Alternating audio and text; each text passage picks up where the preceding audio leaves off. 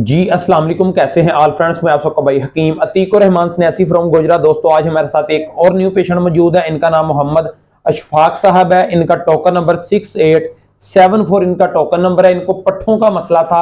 अब इनसे पूछते हैं। अल्हम्दुलिल्लाह सिर्फ एक हफ्ता दवाई इन्होंने खाई है, अल्लाह पाक ने बहुत फजल किया है। इनसे पूछते हैं, फिर आपको बताते हैं। अस्सलाम वालेकुम जनाब। वालेकुम जनाब की नाम अपना? मोहम्मद इकबाल वल्द सर? गुलाम नबी गुलाम नबी। केड़ा इलाका जी? 170 कुतरवाल तहसील समुंदरी राह हुई है। ठीक 170 कुतरवाल कुतरूवाल।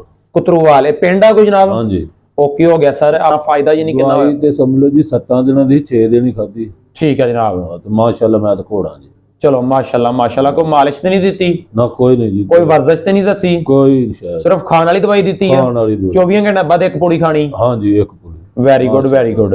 चलो माशाल्लाह, अल्लाह पाक ने सर करम करदा बंदा नहीं कर जी। दोस्तों गल करन दा मकसद हुंदा शफा अल्लाह पाक देंदा, बंदा बंदे नूं शफा नहीं देंदा। लेकिन यार कम से कम मसले नूं समझो, ओदे मुताबिक इलाज करो। अल्हम्दुलिल्लाह अल्लाह ज़ात पाक फजल ही फजल कर देंदी। बहुत शुक्रिया, थैंक यू, अस्सलाम।